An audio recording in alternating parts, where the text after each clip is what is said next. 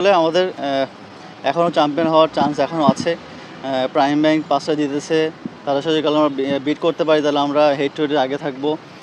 তারপর Mohammedan last match আছে, এরপর যদি কোনো ম্যাচ আমরা না হারি আর যদি অঘটন না ঘটে আমরা অবশ্যই চ্যাম্পিয়ন হয়ে থাকবো। না অবশ্যই, মোসাদে তো 14 বছর ধরে খেলতেছে, আর ওর সব কিছুই মুখস্থ আবহাওয়ানি সম্বন্ধে, ম্যানেজমেন্ট থেকে শুরু করে সব কিছু সম্বন্ধে।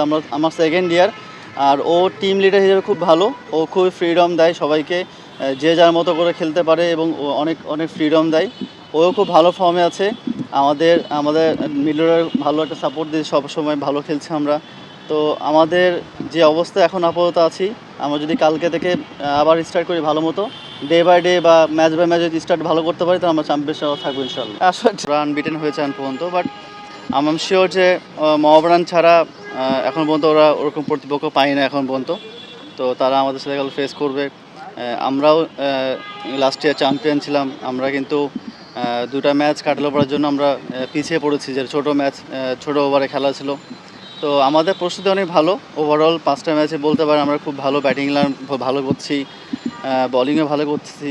হোপফুলি ইনশাল্লাহ কালকের ম্যাচটা আমাদের খুব ভালো যাবে, এবং প্রাইম ব্যাংকও জানে যে কারোর সাথে খেলা, তো ওরাও আর কি প্রস্তুতি এভাবে নেবে, আমরাও নিচ্ছি। তো কালকে ডিসাইডার হবে, অ্যাটলিস্ট কালকে ডিসাইডার হবে যে আসলে চ্যাম্পিয়নটা কী হবে আর কি। কারণ হেড টু হেড তো লাস্ট পর্যন্ত যদি যাই পর্যন্ত, তো হেড টু হেডটাই বেশি কাউন্ট হবে আর কি। দেখেন আসলে যেই ঢুকুক বাংলাদেশ টিমে, বাংলাদেশ যেন রেজাল্ট করে, এটাই সবচেয়ে বড় বিষয়। যেই ঢুকুক, আমি ঢুকি বা মোসাদ্দেক বা এক্স ওয়াই, যে ঢুকুক সে যেন ভালো করে বাংলাদেশ টিমের জন্য, সেটাই আমাদের প্রত্যাশা সবসময় থাকবে। আমার তো চোখ অবশ্যই থাকবে, সেই জন্য খেলতেছি, ভালো করার চেষ্টা করছি।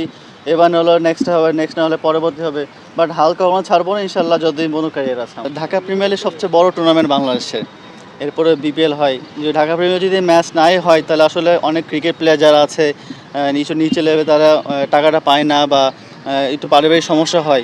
বাট আমার কাছে মনে হয় ঢাকা প্রিমিয়ার লিগ হওয়া সবসময় উচিত। এবার না হলেও আমার কাছে মনে হয় যে এই বছরটা মিস হতো, বাট তামিম ভাইয়ের কারণে হওয়া, এবং আলহামদুলিল্লাহ আমরা খুবই প্লিজ যে টুর্নামেন্টটা হচ্ছে। এটা যেমনই হোক না কেন টুর্নামেন্টটা হওয়াটা, ট্র্যাকে তো সবসময় ছিলাম, কখনো অন অ্যান্ড অফ ছিলাম কখনো।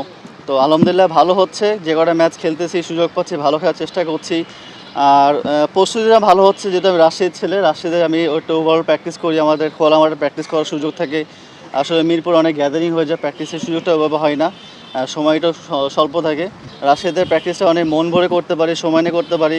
হয়তো রেজাল্টটা এখন আসতেছে, হোপফুলি আর একটু ভালো চেষ্টা করছি ভালো খেলার জন্য। না দেখেন, সব ধরনের খেলার খবর পেতে সাবস্ক্রাইব করুন, সঙ্গে থাকুন খেলার পাতার।